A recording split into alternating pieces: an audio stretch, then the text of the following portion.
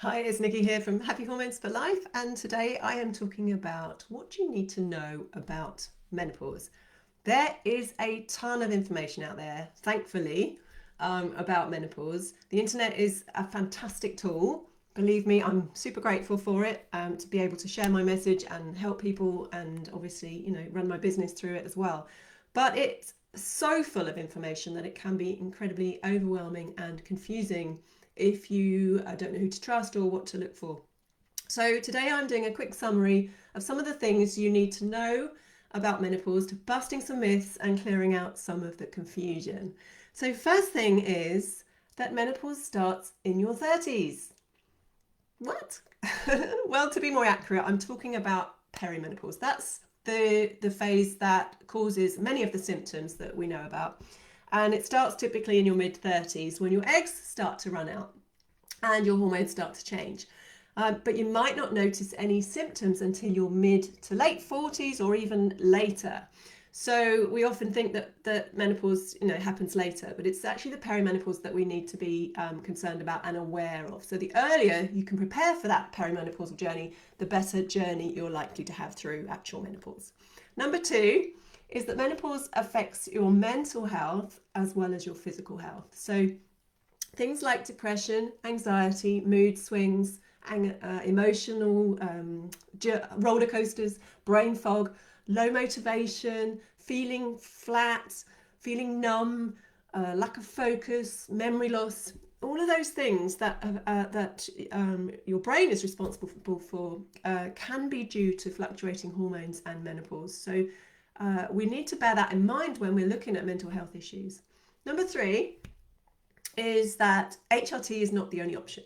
Now, I'm not against HRT. I think it's great, but it only actually deals with 2 or 3 of your hormones. So it only replaces estrogen and progesterone, sometimes, if you're lucky, testosterone. That is 3 hormones out of over 100 that you have running around your body, right? So any of those other 97, do my maths, could be out of balance and it's not going to touch them. All right, so I talk a lot about our feisty 4, cortisol, insulin, thyroid, and estrogen. Estrogen is only just one of those feisty 4. The other 3, if they're not in balance, you're going to have symptoms. So HRT is great, but it only will be good for an estrogen progesterone imbalance, not the others. So it won't always be 100% right for you. Number 4 is the right type of HRT is actually safe and it's very natural. So I'm talking about body identical or bioidentical, both the similar things, and forms of HRT.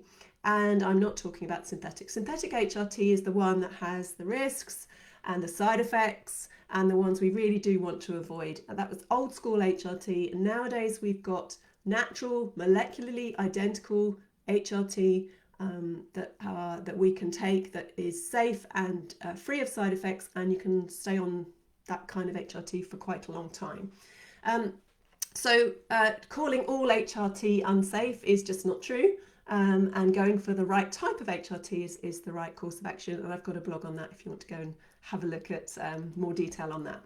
Number 5 is that your diet, it matters.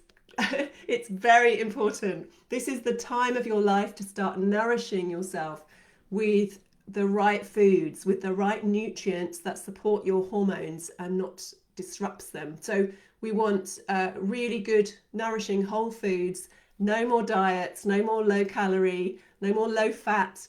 Get those nutrients in because those nutrients are going to support your hormones to work properly and work well for you at a time when they need that support desperately, okay? Number 6 is stress.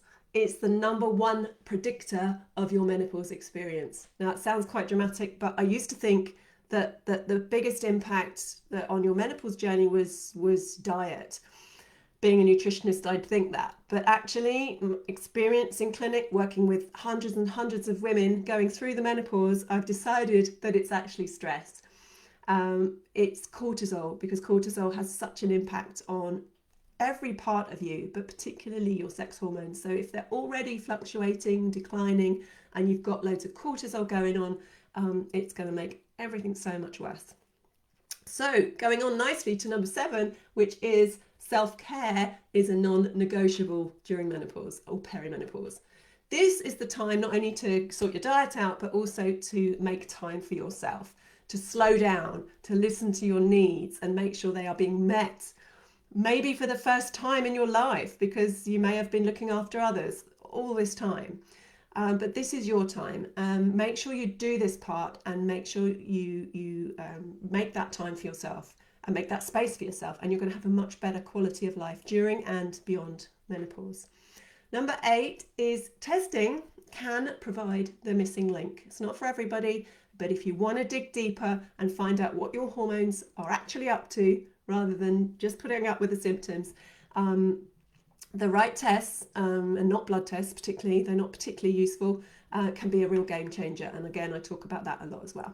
Number 9 is there is no one size fits all treatment. So every woman is different, every woman is unique with different biochemistries, genetics, lifestyles, diets, circumstances, stress resilience, all of that. And every woman has different needs. So I believe that every woman needs to choose what's right for her in terms of her treatment, and no judgment whatsoever. You can just work out what's right for you, but it has to be an informed choice. So make sure you look at all the different options, and there are so many options out there now that you can choose from, and do what works for you and be happy with that. Number 10, and the last one, is a little bit controversial. I'm going to say menopause can be the best thing to happen to you. And you're looking at me going, what is she talking about? But it's a time when this time can be a real catalyst for a new life. It can be really positive. It can bring freedom for the first time in your life. It can bring this new wisdom, this kind of, I don't give a monkey's what anyone else thinks anymore. Time for you for once in your life. And that can be a very positive thing. So we have to keep a sense of humor, and we do have to look at what menopause can bring us in terms of the positives. So this is not an exhaustive list by any means, but it is, based on the sort of general questions we get in the clinic and from women that I talk to on a daily basis. So hope you found that helpful.